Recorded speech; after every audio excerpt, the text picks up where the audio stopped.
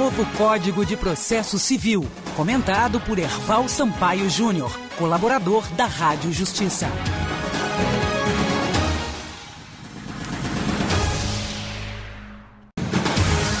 Novo Código de Processo Civil, comentado por Erval Sampaio Júnior, colaborador da Rádio Justiça.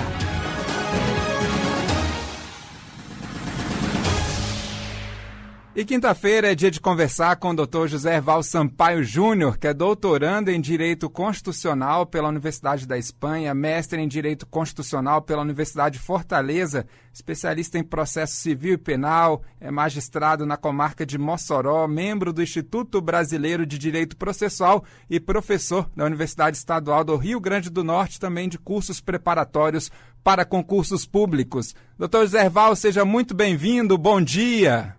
Bom dia, amigo Pedro, bom dia aos amigos e amigas que nos acompanham na Rádio Justiça. É uma satisfação enorme, uma alegria realmente muito legal. A gente está mais uma vez aqui com você, não é? Batendo esse papo, né, nesse encontro toda quinta sobre esse novo CPC. Eu não me canso de dizer, um instrumento dos mais importantes para que a gente possa ver a nossa justiça realmente conseguindo atingir o seu ideal, que é ser uma justiça mais rápida possível e que consiga fazer com que haja segurança jurídica. Então, a gente, nesse projeto, que é importantíssimo, que todo mundo tem que acompanhar, até mesmo os próprios cidadãos que não têm nenhum tipo de ligação com o direito, sabem da importância, né? Porque quem não precisa um dia da justiça? Então, é isso mesmo que a gente fala, é a maneira pelo qual esse processo vai se desenvolver junto à justiça, e o novo CPC traz justamente isso. Meu amigo Pedro, eu sempre ouço aí você nessas quintas, colocando aí o meu currículo e tudo mais. Você esquece de dizer que, primeiro, eu gosto de ser trazido como um cidadão realmente que gosta de ajudar e gosta de participar dessa maneira de levar a cidadania às pessoas. Mas eu vejo aí, você coloca que eu tenho muito orgulho de ser membro do Instituto Brasileiro de Direito Processual. Mas eu também sou membro, e aqui eu puxo um pouquinho mais para a minha região, da nossa Associação de Professores Norte e Nordeste do Processo. É uma associação nova, a ANEP, que foi presidida inclusive por um amigo que você conhece demais, que já entrevistou várias vezes, que é o nosso grande processualista Fred Didier Júnior. Faz parte do nosso time, doutor Erval. Exatamente, que eu aproveito, inclusive, Pedro, para destacar que o Fred Didier é um dos processualistas mais importantes da atualidade e foi ele que justamente, junto com, por exemplo, outro que você entrevistou um dia desse, eu acompanhei, o Leonardo Carneiro da Cunha, os dois foram importantes assessores, tanto da Câmara dos Deputados quanto do próprio Senado Federal, enfim, que deram muitos passos importantes para esse novo CPC que a gente trata hoje aqui com muita alegria, com muita satisfação nesse projeto, junto com a Rádio Justiça. Então, a ANEP, que hoje é presidida, inclusive, pelo Leonardo Carneiro, viu, meu amigo Pedro?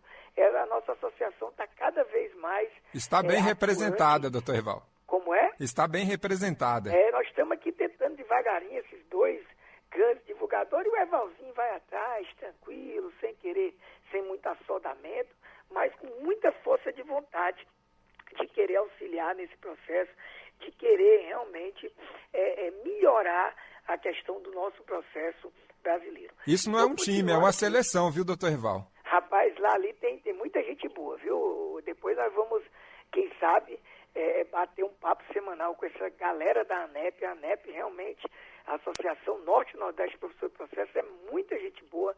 A gente se encontra, inclusive, pelo menos uma vez por ano. Temos vários encontros de processualistas. Agora mesmo nós vamos, vocês já devem ter falado sobre isso, sobre os enunciados do Fórum Permanente de Processualistas do país. E a ANEP é quem manda mais representantes nesse Fórum Permanente. Nós vamos estar agora, no próximo dia 1º de maio, no Dia do Trabalhador, nós vamos estar em Vitória discutindo justamente esse novo CPC. Ou seja, a gente vem aqui tratar esse tema com vocês, mas a gente vem discutindo com outros colegas. Claro que eu sou um pouquinho mais ousado, eu tento simplificar muito, e às vezes eu acho ou que o povo é inteligente demais, ou eu sou burro demais, porque eu tento simplificar ao máximo tudo isso que eu estou analisando hoje sobre o novo CPC. E vamos lá, né, meu amigo Pedro? Vamos, hoje mais um desafio pela frente. Pela sequência, tem muito trabalho. Nós ainda estamos nesses primeiros artigos, mais precisamente a gente comentou o 8º no programa passado, destacamos inclusive a relevância de ter se positivado, né, princípios que antes não tinham a devida positivação no ordenamento jurídico brasileiro. Nós nos referimos à própria proporcionalidade e razoabilidade, que até hoje, eu repito, vem sendo aplicada de maneira indistinta, como se fossem princípios idênticos, de maneira que eu acredito que a partir de agora, como o legislador não traz palavras sinônimas, inclusive destaca proporcionalidade, a razoabilidade e depois os conhecidos, a legalidade, a publicidade e eficiências, nós vamos ter que realmente doutrinar para explicar a diferença entre a proporcionalidade e a razoabilidade, em que pese a ideia ser muito elementar entre ambas, a ideia de bom senso, a ideia realmente de uma relação de custo e benefício, de se analisar, que a gente chama de proporcionalidade no sentido estrito, a própria adequação, né, da medida, a necessidade em si da medida, tudo isso vai ser analisado. Então é interessante essa positivação, eu acredito que nós vamos avançar com isso. Por quê? Porque esses princípios necessariamente, né, são abertos, eu sei, principalmente esses dois, mas o juiz vai ter que se preocupar com isso, além da preocupação já positivada de atender sempre aos fins sociais e às exigências do bem comum.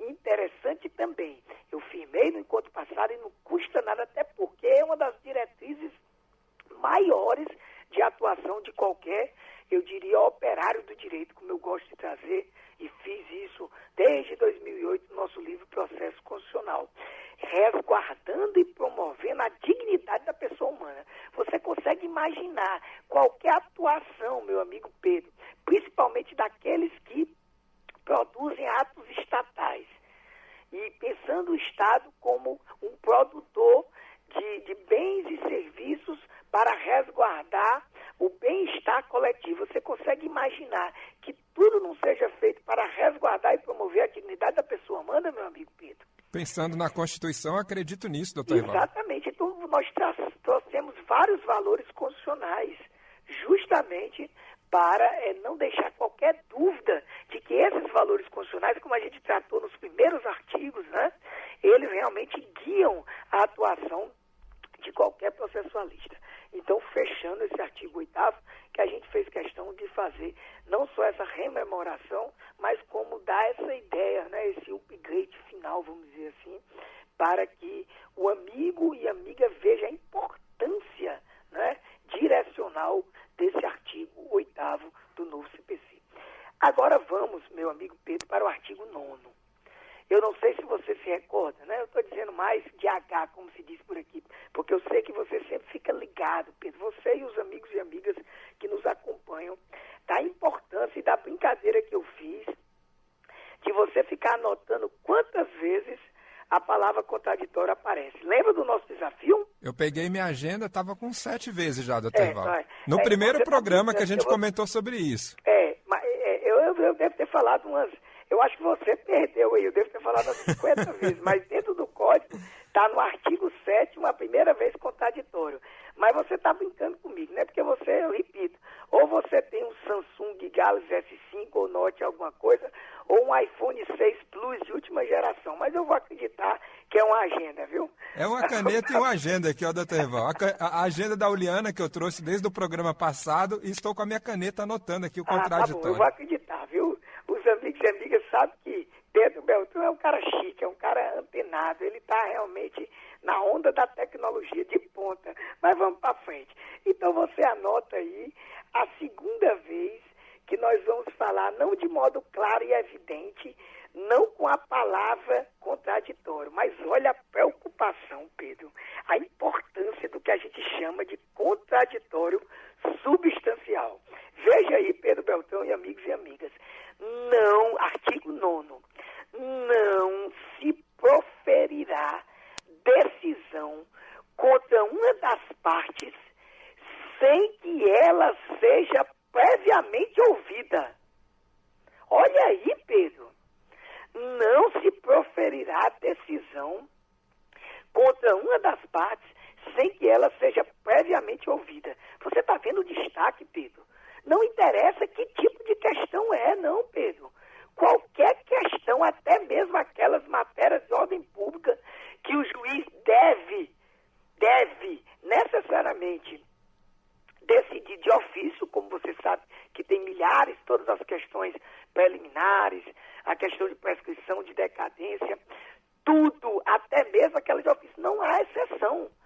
Se o juiz vislumbrar, por exemplo, que vai dar uma decisão desfavorável, por exemplo, extinguindo o processo sem resolução do mérito, que é uma das coisas que o novo CPC não quer, que é que ele tente ao máximo, eu não me canso de repetir, produzir decisão meritória. Mas, Pedro, veja, ele tem que abrir o contraditório, ele tem que oportunizar a parte se manifestar sobre aquilo que ele está vislumbrando. Ou seja, ele tem de se deixar ser influenciado pela parte. Você está vendo aí a importância desse contraditório, o direito de influenciar a decisão do juiz. O juiz não pode mais surpreender no meio do processo.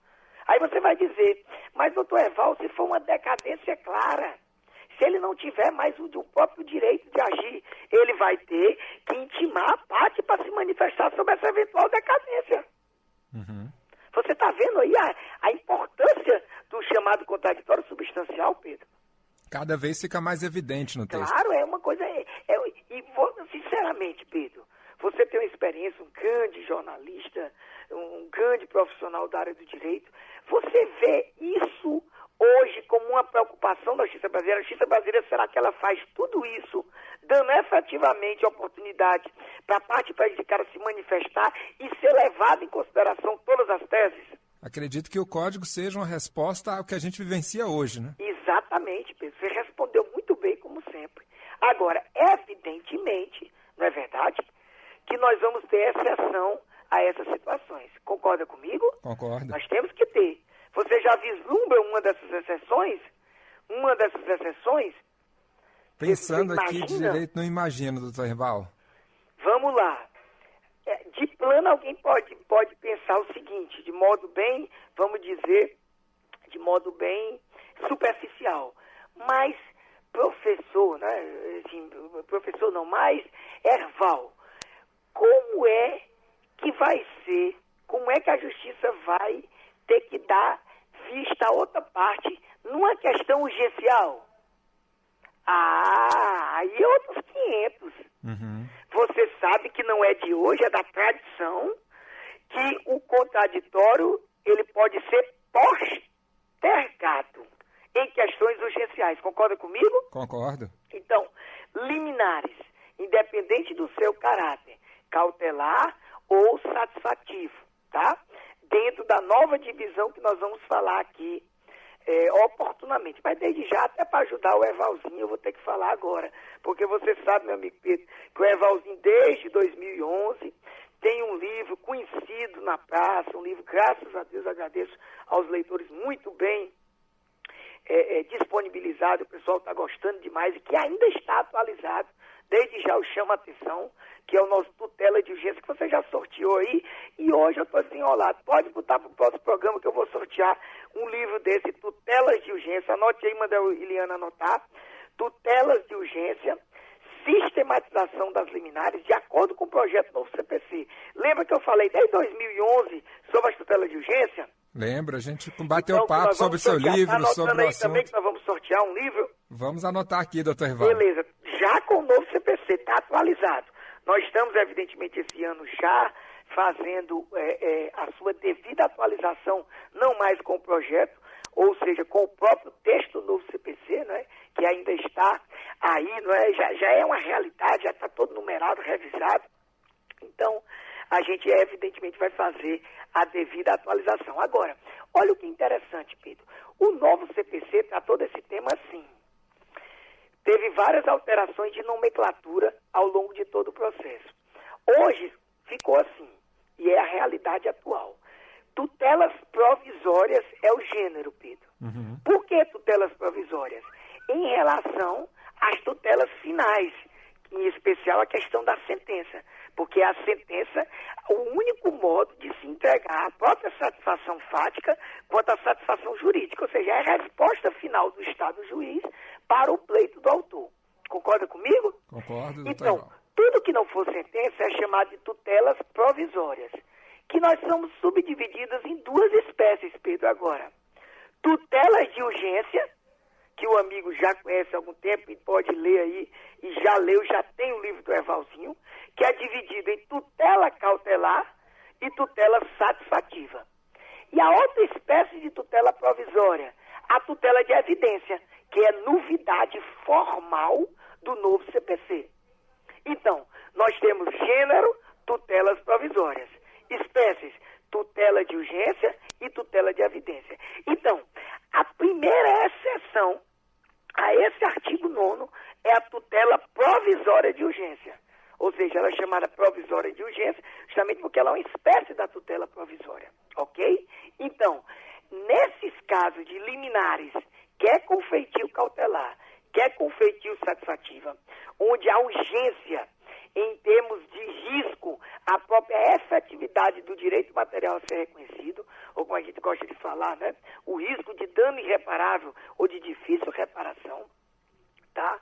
Se a gente perceber que há um perigo não só da própria demora do processo ou das próprias peculiaridades fáticas que colocam em risco a própria eficácia da prestação jurisdicional, não tem sentido, Pedro, você ouvir, né, a outra parte. E mais, pode ser que na situação de urgência, ao ouvir a outra parte coloque em risco a própria eficácia, né? Alterando as circunstâncias fáticas ou até mesmo jurídicas e fazendo com que a medida a ser concedida não seja efetiva, não seja realmente concreta. E aí nós não podemos deixar com que essa regra, né, esse princípio mais do que salutar, venha a prejudicar a própria efetividade do direito material. Mas, repito, Pedro, o contraditório ele não vai ser olvidado, ele vai ser tão somente postergado. Por quê? Porque no momento oportuno vai haver justamente o direito de resposta do réu.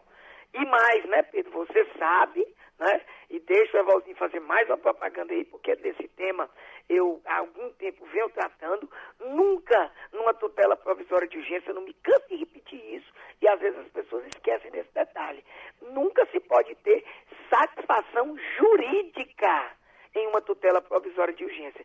E aí, em não ter uma satisfação jurídica, o contraditório está respeitado. Tá ou não está, meu amigo Pedro? Sem dúvida nenhuma, porque contraditório faz parte de tentar influenciar também e não servir de surpresa, né? Mas exatamente.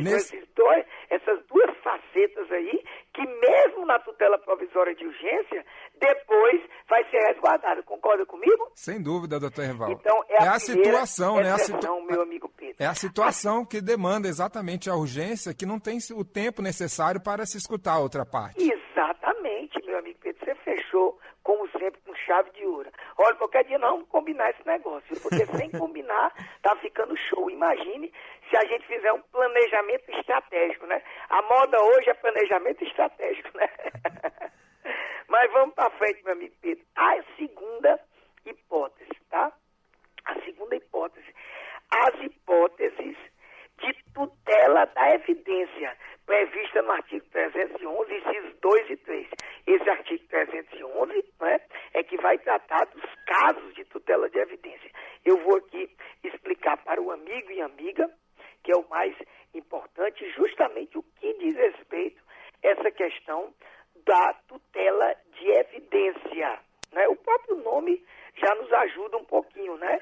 O que seria a chamada tutela de evidência, que inclusive é a criação, foi uma tese do nosso grande ministro, né, Luiz Fux. Foi ele que justamente trouxe esse nome, que desde a comissão de juristas na qual ele presidiu, já ficou muito clara a sua ideia, e é mais do que elementar. Meu amigo Pedro, imagine você que há uma enunciação fática e a devida correspondência jurídica, imagine aqui comigo, de uma situação que de modo claro e evidente já é albergada pelo ordenamento jurídico. Ou seja, o direito enunciado pela parte se mostra muito evidente. Então, para que, meu amigo Pedro, a gente ter todo esse processamento, com todo o respeito que se tem ao próprio desenrolar, que deve ter o devido processo legal, se aquela situação fática e jurídica exposta pelo autor, ela já está consagrada, tanto no ordenamento e devidamente ratificada, por exemplo, pela jurisprudência. Aí você vai dizer, mas professor, mais uma vez, e o contraditório? Contraditório para quê? Se esse contraditório já foi feito em oportunidades anteriores e se consagrou aquela tese trazida pela parte autora. Aí você vai me dizer, mas, professor, como é que você vai garantir logo de plano para o autor isso? Vou lhe explicar, não é novidade. Você consegue se lembrar hoje, Pedro, hoje, no ordenamento hoje, vou dar a dica que está dentro do artigo 273, na antecipação de tutela hoje. Você concorda que hoje eu tenho já tutela de evidência? Só não tenho com o nome tutela de evidência? Concordo. Poderíamos chamar de tutela inibitória também, doutor Erval? Não, tutela inibitória pode ser também, meu amigo Pedro, uma espécie de tutela de evidência, dependendo da situação. A tutela inibitória é aquela tutela preventiva. É na ameaça de lesão a direito, mas que pode também, em alguns casos, se apresentar como evidência. Eu vou lhe relembrar. Quantas vezes a gente não ouviu falar, por exemplo, de fatos incontroversos? Quando se coloca, por exemplo, dentro da inicial um determinado fato, vem o réu e não nega, não contesta, não controverte aquele fato. E, evidentemente, o devido amoldamento jurídico também não é controvertido. Você concorda comigo que, sendo um ponto incontroverso, o direito já se mostra evidente para aquela situação? Sem dúvida. Então, para que esperar para o final, meu amigo Pedro? Para quê? Então, a previsão hoje do 273, parágrafo 6º, dos pontos incontroversos dos fatos, já é uma espécie de tutela de evidência. Que é outra já existente? Quando, por exemplo, o juiz percebe que o réu abusa de seu direito de defesa de modo categórico, né? Ou se defende de modo meramente procrastinatório. Você concorda comigo quando ele faz isso? O juiz já pode antecipar a tutela? São as hipóteses que constam do artigo 273. Exatamente. Já é também outra espécie de tutela de evidência. Agora, o que é que o legislador faz, meu amigo Pedro? O legislador tem o cuidado agora de quê? De traçar quais são os casos de tutela de evidência. E aumenta esses casos. Aumenta, por exemplo, você concorda comigo, como a gente destacou nos nossos primeiros comentários, em especial, inclusive, no terceiro comentário que a gente fez, na terceira nossa participação, sobre, por exemplo, o incidente de resolução de demandas repetitivas, quando já se traz a tese jurídica de determinados conflitos de massa? Me lembro. Pronto. Se a gente fixou aquela tese jurídica e aquela situação fática e jurídica acontece, você acha que precisa ainda, para ser concedida essa tutela, de algo a mais? Ora, nesses casos, a gente concede logo a tutela de evidência. Por quê? Porque a tese jurídica já está acertada. É outro caso novo agora, devidamente discriminado no artigo 311 da tutela de evidência. Por exemplo, quando o caso estiver com jurisprudência patente, sumulada, já corporificado, do Superior Tribunal de Justiça ou do STF, por que não logo adiantar, evidentemente, sempre na acepção fática? Porque para a acepção jurídica tem que ser respeitado o contraditório. Aí o juiz, evidentemente, já pode abreviar, que a gente chama de julgamento antecipado da lide, mas ele vai ter que oportunizar a resposta. O que eu chamo a atenção é que a tutela de evidência, que não necessariamente será urgente, pelo contrário, a maioria das tutelas de evidências não são urgentes, não precisa do requisito urgência para se apresentar como evidente.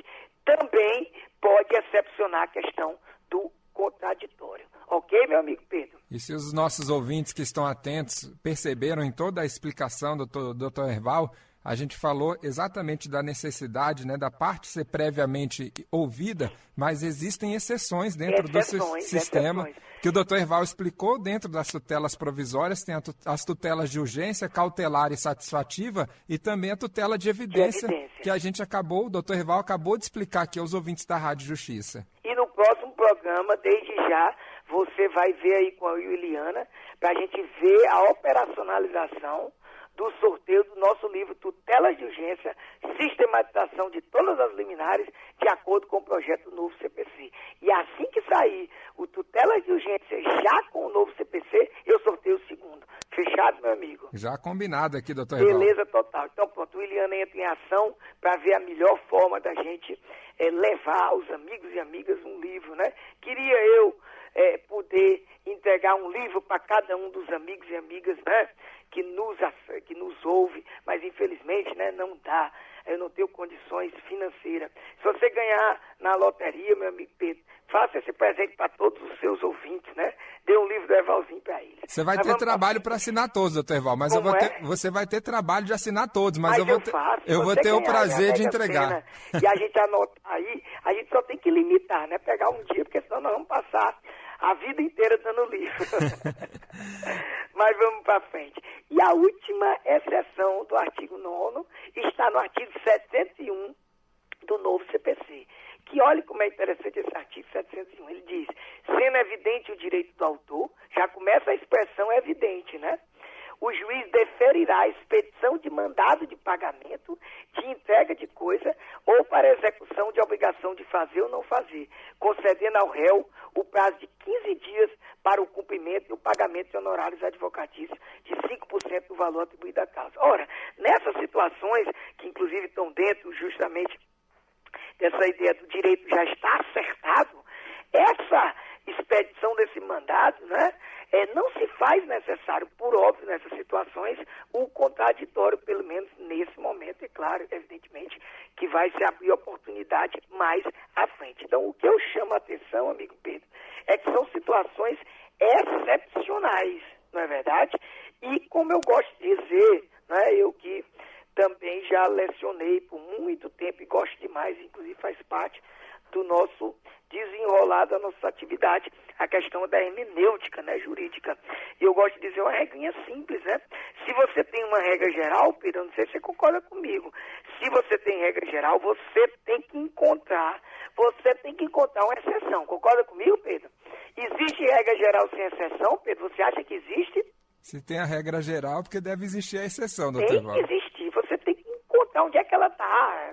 Também não me faça pergunta difícil, você vai encontrar em cada caso. No caso do artigo 9º, nós já encontramos as 3 exceções à regra geral. Dá para adiantar o artigo 10º, não dá, meu amiguinho? Vamos lá, temos tempo. Eu acho que dá até o 10 e o 11, porque são artigos mais simplórios em relação a esses outros, e que a gente deixaria o artigo 12, que é realmente uma grande novidade, uma grande celeuma para o nosso próximo encontro. Vamos lá para o artigo 10º, meu amigo Pedro. O juiz não pode decidir. E, professor, de novo essa história de não pode decidir, olha aí, vamos lá. O juiz não pode decidir em grau algum de jurisdição, e agora estabelecendo, inclusive, a questão da instância, com base em fundamento a respeito do qual não tenha se dado às partes oportunidade de se manifestar, ainda que se trate de matéria sobre a qual deva decidir de ofício. Você quer comentar por mim aí, para você ver como o legislador agora não deixa nenhuma dúvida com relação à ideia do contraditório substancial? Ele parece que não acredita no juiz, né? Eu fiquei pensando aqui, como é que ficam as questões de ordem pública, doutor Erval? Terão que ser oportunizadas a manifestação, a parte que eventualmente venha a ser prejudicada, para que ela possa se manifestar substancialmente a respeito daquela situação. E o Código não deixa dúvida, ainda que se trate de matéria sobre a qual deva decidir de ofício. Mas isso, de certa forma, não dificulta a celeridade, doutor Erval? Se você analisar dentro de uma lógica formal, simplesmente pelo elemento tempo, eu não posso negar que isso vai retardar em algumas situações em que o direito não exista, né, vamos imaginar que seja um caso patente de prescrição, por exemplo, e que já, desde a Lei 11.280, não há mais aquela história, por exemplo, de prescrição de direito patrimonial, direito não patrimonial, não, qualquer prescrição pode ser declarada, pode e deve ser declarada de ofício, né, levando à extinção do processo, hoje, né, do 269, inciso 4, realmente há. Agora, eu acredito, Pedro, que a gente deve se preocupar mais, nesse caso, com a qualidade das decisões e a ideia de que a parte pode e deve influenciar. Eu digo pode porque é uma faculdade. Se você abre a oportunidade dela se manifestar e ela não se manifesta, aí é problema dela, concorda comigo? Sem dúvida. Mas se ela se manifestar, o juiz tem que ser influenciado por aquela tese. Ele tem que efetivamente deliberar. Como nós já adiantamos nos nossos encontros passados e vamos voltar no artigo 486, Pedro, no tempo oportuno, as regras de decidir, que agora estão devidamente delineadas, impõem ao juiz esse dever de se pronunciar sobre todas as teses que possam, evidentemente, ter uma relevância com relação à questão final. Então, é uma novidade muito grande e eu chamo a atenção, não sei se você se lembra que eu disse que havia uma crítica de alguns, né, houve críticas, inclusive severas na época, de repeteco com relação ao contraditório. Você percebe aí que já é 3 artigos dentro dos 12 artigos que a gente trata do contraditório. Concorda comigo? Em que pese você só ter anotado a palavra contraditório no 7º, não é verdade? Só que ele está presente no 7º, no 9º e no 10º. Concorda comigo? Concordo, Terval. Então você veja aí a importância do contraditório de modo muito claro, muito evidente. E, como eu não me canso de dizer, o contraditório substancial hoje é uma diretriz que não pode ser olvidada e que nós vamos ter que se acostumar com isso. Dá tempo ainda o artigo 11, não dá para a gente finalizar? Dá, já estamos no finalzinho, mas tem tempo ainda para... Só para o artigo 11, porque o artigo 11 ele é mais simples, o raciocínio, e a gente deixa aí, não. O artigo 12, desde já, vamos fazer uma chamada para o próximo programa. O artigo 12 trata de algo polêmico, algo que está sendo muito criticado. Nós até já tratamos aqui, Pedro, nos primeiros programas, só que nós não delineamos, evidentemente, tudo do artigo 12, né? É aquela história da ordem cronológica interferir na gestão, né, na gestão do juiz com relação aos processos. Mas antes dele, vamos para o artigo 11, que já é uma realidade, mas que agora está deixado de modo muito claro, de modo inequívoco. Todos os julgamentos dos órgãos públicos do Poder Judiciário, todos os julgamentos do órgão do Poder Judiciário serão públicos. Olha aí, Pedro, nunca mais você vai noticiar que um julgamento do Poder Judiciário foi feito de forma secreta. E fundamentadas todas as decisões, sob pena de nulidade. Então, agora, não há mais conversa, está objetivado. Se é o caso, não está excepcionado, porque a regra geral total, inclusive com raríssimas exceções, são que os julgamentos serão públicos e fundamentada todas as decisões, não há mais possibilidade alguma de nenhuma decisão judicial ser dada sem a devida fundamentação fática e jurídica, sem que exponha-se os porquês fáticos e principalmente a correlação jurídica, as consequências advindas dentro do ordenamento jurídico, a devida justificação calcada em elementos concretos. Se isso não ocorrer, nós já sabemos que aquela decisão é nula, sob pena de nulidade, inclusive, não há muito o que discutir.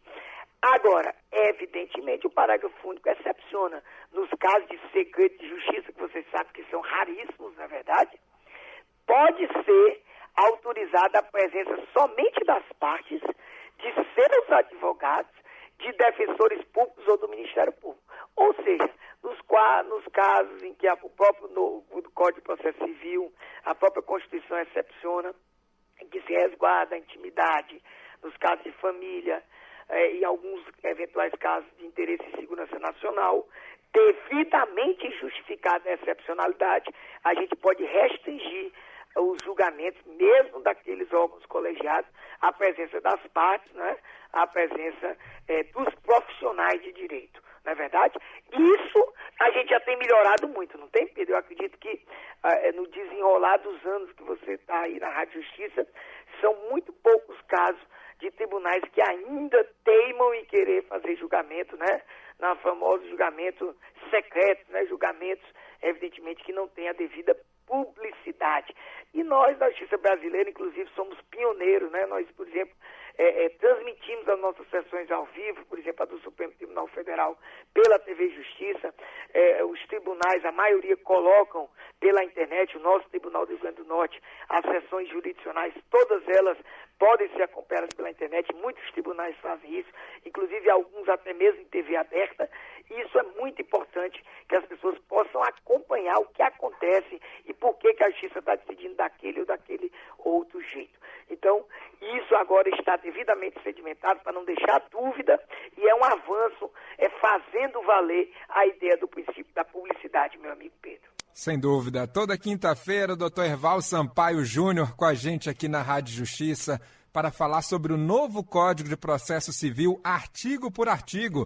Dr. Erval, que é doutorando em Direito Constitucional pela Universidade da Espanha, também é mestre em Direito Constitucional pela Universidade de Fortaleza, especialista em processo civil e penal, é magistrado na comarca de Mossoró, é membro do Instituto Brasileiro de Direito Processual e também da Associação Norte-Nordeste e professor da Universidade Estadual do Rio Grande do Norte e professor também de cursos preparatórios para concursos públicos, autor de obras jurídicas, como a gente falou aqui durante a entrevista. Dr. Erval, mais uma vez agradeço, como sempre, a gentileza em participar aqui do nosso programa e mais uma aula oferecida aos ouvintes da Rádio Justiça. Eu é que fico feliz de estar sempre com você nesse espaço semanal, da alegria, né, de sempre se comunicar com os nossos amigos e amigas que sempre nos acompanham, que sempre estão ligados com a gente, inclusive nas redes sociais. Eu sempre gosto de deixar esse contato, né, das redes sociais. Nosso Twitter, @Erval Sampaio, o nosso Facebook, Erval Júnior Sampaio, ou José Erval Sampaio Júnior.